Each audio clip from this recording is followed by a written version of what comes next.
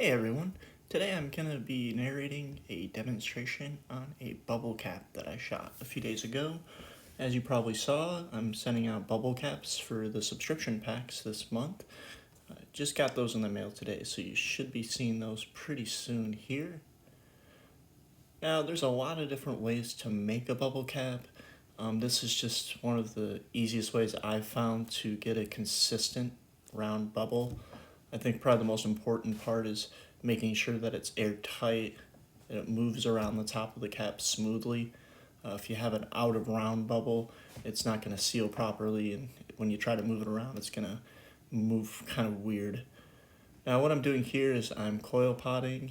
I believe this is Absinthe from North Star. It's a lighter transparent green. Kind of get these mixed up these days though, so it might be a Crippy or a Portland or a Haterade. They're all very close, just a little bit different shade.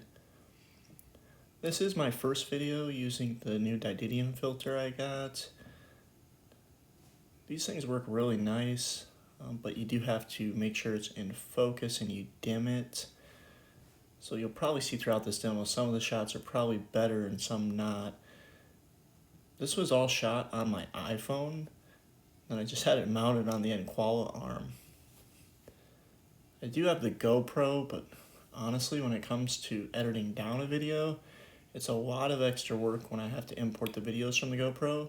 So when I'm doing shorter ones like this, it's just a lot easier to do everything on my phone. I'm still working on editing out the Stargazer demo. That one is just a beast. The first part, because I'm guessing it's probably going to be a 3-part series on that dragon, it's already at an hour and a half, so I'm trying to get that down as small as I can. Editing is not my strong point, and it's not a lot of fun either, so not making as much progress on that as I'd like, but I'm hoping to have that first part done here soon. I think it's going to be a great demo.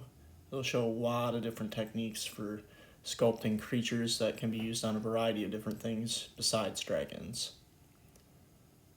Right now I've got my coil pot, trying to blow it out into a somewhat even bubble. The way that I work on these bubble caps is I start by making the bottom where the nozzle is going to be. What I'm doing is I'm right now just trying to get it nice and even by condensing it, blowing it back out again, condensing it again. I hate to say it, but this one took me quite a while. Basically just because I've gotten into the habit of doing these on the Enquala, which makes it a lot faster and easier. But I wanted to demonstrate how to do these by hand because I know for most of you guys that's how you're going to be making them. Bubble caps and carb caps in general are a great way to start out. I mean, generally they're going to sell anywhere from $20 up to $200, just depending on how much time you put into it, how much value your brand has. I think that's a big play because some guys could just make a tiny little $20 cap and sell it for 150 bucks. I think the caps I've been offering with my Yoshis are normally just a basic transparent cap. Usually try to do like an opaque nozzle, opaque handle. Those I normally charge anywhere from $50 to $75. If I make one of the caps that actually has a Yoshi standing on top of it, those are normally like $175. Just because the Yoshi itself, I usually charge around $150 for one of those Yoshis now. And then we add, whatever it's going on to. So the bubble cap, $25 for that roughly. And now I'm selling it for $175, which really would have surprised me a few years ago, and I feel very fortunate for that. Now here you can see I'm centering my bubble. The easiest way I do this is I throw it on the roller, and then I can find the high spot, pause, let it fall. And I also use a marble mold to kind of help push it around. The key for this technique of making a bubble cap is to make sure that the bottom is thick. The reason why is because for the nozzle I'm going to be doing a solid color blowout. If that color is too thin at the bottom where the nozzle meets it, it's going to be difficult to blow that out correctly. I also use the marble mode to size my bubble cap so I can make sure that they're the correct size every time. And then I also use it to make sure my bubble's perfectly round. You do have to be careful when you use this technique. What can happen is you can develop uneven wall thickness, and especially in a transparent color like this, you'll see that very clearly. Now, I would say none of my transparent ones are perfect even wall thickness, so you will see some variations as a result of using this technique. But to me, it's more important that it functions correctly and seals properly than having perfectly even walls throughout it. And I kind of just go back and forth, kind of condensing the bubble in the flame, blowing it back out into the marble mold so it's that right shape, polishing out any tool marks that are left over. Once I'm happy with it, I use my mini torch and the tooling roller to pop the bubble. And this hole that I'm creating is where I'm going to do the solid color blowout for the nozzle. And as you can see, it's taking quite a bit of effort to pop this open, and that's just a result of how thick I've made it. And again, that's important just because we don't want it to be too thin. Otherwise, when we do the solid color blowout, it's gonna probably have a thin spot there. The jacks I'm using here are the Griffin Magic Mini Jacks. They're pretty waxed up. Those are one of my favorite tools. They work really well for opening up holes, flaring out blow tubes, tons of other things. For the nozzle, I'm using Double Dose, and this is where I'm going to be doing the solid color blowout. All I'm doing is I'm just getting the hole barely hot enough to where the color will actually stick to it. But 99% of the heat is just going into that double dose, which I'm kind of letting it fall back into a small marble. I want it to be roughly the size of the hole though. If it gets too big, it's going to be tough to have a nice seal. You can see I stick it on and I puff. People that are really good at this would be able to get just a perfectly even cylinder with one puff and pull there. For me, it usually never works that way. It takes quite a bit of finesse after this step to get it to where I need it. So at this point, I probably have just a very small little air bubble inside of that cylinder, and I'm just slowly working that out and making it longer by adding more color in as I blow and ream it on my Elmarver. And this is a technique I use for making all sorts of different tubing. All I do is I roll on the Elmarver, puffing through the blow tube at the same time, and it creates force on the inside of it as well as the outside through the different marvers you're using. Still just adding more color, trying to lengthen the nozzle. I usually try to go for a longer nozzle unless the customer requests otherwise. Mainly just because it helps ensure that the bubble cap stays on the banger, it doesn't fall off as easily. Also because if you have too short of a nozzle, it doesn't function as well because the air ends up just going right down the banger instead of down towards where your terps are at. And still just trying to even out that cylinder. Like I said, this really was a struggle for me to do this one by hand. Kind of sad to say that. Should probably practice a little bit more hand work. But man, that hand qual is just so nice. All I have to do with that is I just get it spinning really fast on there, and I can run it up on the Elmarver and puff at the same time. And that's where I can get, almost a perfect cylinder with one step. And this is one of the more important steps to me, just because I like to have a nice clean edge between where the nozzle and the bubble meets. This is where the colors can play an important role. Basically, you have to keep in mind that these colors move differently. The transparent green is much softer. It moves much faster at a lower amount of heat, where the opaque double dose is a stiffer color and it takes a lot more heat to get it moving. And that's something you need to take into account. That's where the extra thickness at the bottom of the bubble helps, because even though it's a faster moving color, it doesn't end up blowing out too thin because I've created that extra thickness there. Now here I'm popping a hole for the nozzle. This is one of my favorite techniques for popping holes ever since I saw it. This is where the tooling roller helps, of course. I saw, I think it was Sagan Glass do it on a demo for Pipe Dreams on YouTube. It was really cool. After I saw that, now I almost pop every single hole, either on a tooling roller or on the end Koala. I can do it by hand, but I've just found this makes it so much more consistent, and I'm trying to constantly, clean my work up, trying to improve myself every day. So even if I'm making the same thing, I'm still looking at all of those tiny details and trying to make it better each time. And here I'm using the jacks just to ream open that hole, trying to create an even wall. I apologize, some of this part does end up out of shot. This is where having one camera kind of sucks, but I think I captured most of what you needed to see there. Basically, I was just using the tooling roller and my marver, my handheld marver, to shape out that cylinder a little bit more after reaming it. Sometimes what will happen is the edges will get wider than the rest of the nozzle, so you have to marver that back down. And then of course, when you do that, you also want to ream it at the same time because you want to make sure that it doesn't get too thick. Now what I'm doing is I'm sealing to the nozzle. I've done these with a cold seal in the past. Lately though, I've been doing pretty much hot seals on everything. It takes away a little bit of the clean edge that you might want to have, but for me, I've just had so many cold seals break at the worst possible time that I kind of play the safe road now. This is where this technique to me is a lot easier than other ones out there, because now what I'm able to do is I can remove the other side where there's still a little bit of clear at the top of the bubble, and I can round that out again. So it's almost like I'm making a marble. I get to round it out twice. Where if I was just trying to blow a bubble in one motion, I'm not really getting that opportunity to make sure it's a perfectly round seal.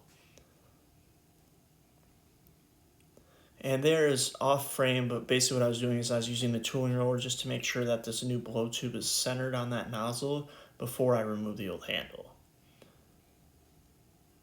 And as you can see, I'm using gravity, so I want more color to go towards the end where I'm pulling out the blow tube, so that's why I'm holding my elbow up.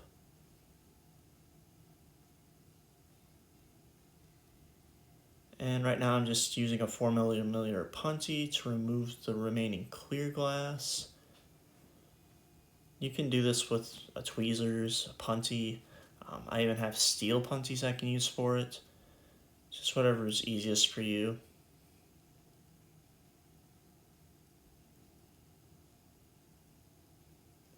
And as you can see, the bubble's getting quite a bit smaller. That's okay though, because it's very thick right now. So that means I can easily make it larger by blowing it out. So that's where it's always better to have it be too thick than too thin. Because once something's too thin, it's pretty hard to come back from that. But if it's too thick, you can either keep it that thickness or you can blow it out to make it larger. Now what I'm doing is I'm doing the same thing I did for the bottom. I'm blowing and using the marble mold at the same time to get a nice round bubble. And again, this is also a sizing feature because I know by which one of those marble spots is each size. So the one that I'm using, that's for probably 90% of bangers on the market, which are usually I think like a 28mm top. Where I also do XL bangers, and those ones, I mean, they can be over 30mm in diameter. And again, I'm trying to make sure that the top end of this stays thick. Feels like thick's kind of the theme of this demo. But the reason why is because when I add the top handle, I'm going to be using that opaque double dose again. And as I said before, that's a stiffer color. So if I try to add that onto that transparent green, it might end up distorting the shape of the bubble if it isn't thick enough to handle the extra heat. And this step here is very similar to how I do the nozzle. It's a solid section instead of a hollow section. So I'm putting most of the heat again into the double dose, just a small amount into the top of the bubble so it can receive the color. I try to get it as centered as I can. And then what I'll do is, once I get the right length, I'm going to pull it back onto the L marver, and then we'll go back over to the tooling roller, just to make sure it's perfectly on center. That's probably one of the more important things I try to go for is, I want to make sure each attachment onto that bubble is centered. So that means making sure the nozzle's centered, making sure this portion of the handle is centered. That's going to help make everything easier. One of the reasons I like this style is it gives you a spot to put your fingers to hold the carb cap. And then also I've designed them to where you can stand them up on the handle. I don't know about you guys, but normally if I'm dabbing, I want to make sure I can easily set the cap down without getting the area dirty and then easily pick it back up again. So that's kind of why I make this style. Now, as you saw there just a moment ago, I brought it over to the tooling roller, used my marver there just to try to push it on center. Now I'm using my L marver, and I'll kind of bounce back and forth between both of those until I get it where I want it. This is where having the Inquala really makes things faster. And just a reminder to everyone, I am doing that class out at Revere Studios on June 19th. That class is going to be available 50% off to all my patrons.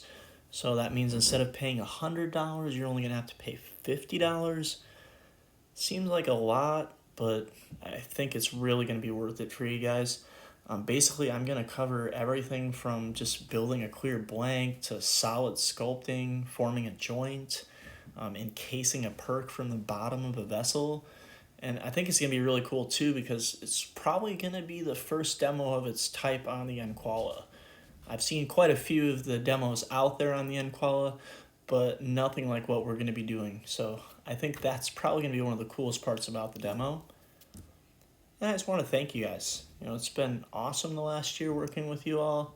We've had the chance to get to know each other, talked a lot through the group chat. I think I've been able to help some of you, or at least I hope. I know not everyone's going to be following us over to the Patreon, so I just wanted to give you guys a shout out and tell you how much I appreciate your support. I did cut quite a bit of this out just because I was messing with this for way longer than I'd like to admit. Usually they're pretty fast, but this one was giving me some trouble. Now at this point, I've got the handle where I want it to be. Now I'm just making sure it's nice and hot, getting it back up to temperature, and I'm going to go in and pop the hole with my mini torch. This is one of the cooler steps in this demo. I thought the new filter really picked this up well. Just using my mini torch, puffing slightly. I don't want to pop the hole, I just want to position it.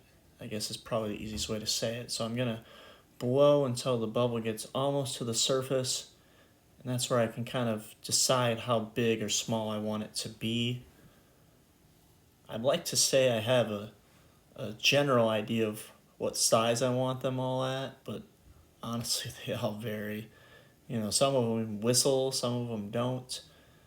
I don't want it to be too restrictive, but I don't want it to be too airy. So it's just kind of a guessing game, really. Haven't had any complaints yet, though. Now, this is where the big advantage is of this style. Because we have a solid handle on top, I can punty to that, and then I'll be on center for finishing off the nozzle. And that's one of the things that allows me to use a hot seal on that nozzle instead of a cold seal. I could be doing all of these with cold seals. This punty could be a cold seal, the blow tube could be, but I just don't like having to worry about it falling off. I like the insurance of knowing that, hey, this weld's solid, so I don't have to worry about it, and then later on I can make sure I get a clean disconnection by having this ability to hook the punty up to the handle. Now I'm pulling out almost all of the clear, trying to get it into a nice thin peak, and then I'll be able to do that cold snap that you've probably seen me do before. Just to kind of remind you, that's where I'm going to use like a punty, just a short end of one that I've got, a scrap.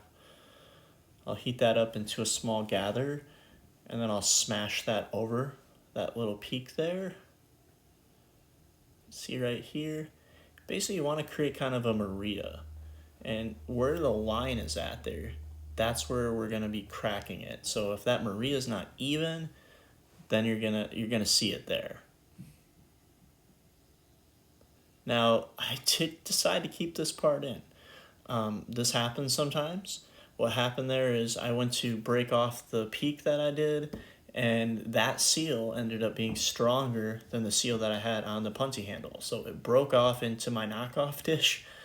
That's one of the reasons I don't have water in my knockoff dish, because I used to, and that would happen, it would crack the piece. So this one was just fine. I pulled it right back out again with my tweezers, got it hooked up to a punty, and in the process of doing that, I did actually break the peak off too. So I opened the hole. I just had to get handled back up again so I could clean it up. And this is where I'm using the Elmarver and my pencil reamer to try to get it straight and even. That reamer there is from Firebug J. It's probably one of my favorite tools. Seems weird because it's, you know, such a small basic tool, but the shape of the pencil, it gives you like a lot of torque for spinning it, and it's nice and light. And also I use it to draw with sometimes. You know, if I need to draw up like a quick design idea on my sketchbook that I have out in the studio, sometimes I'll just use that little graphite reamer.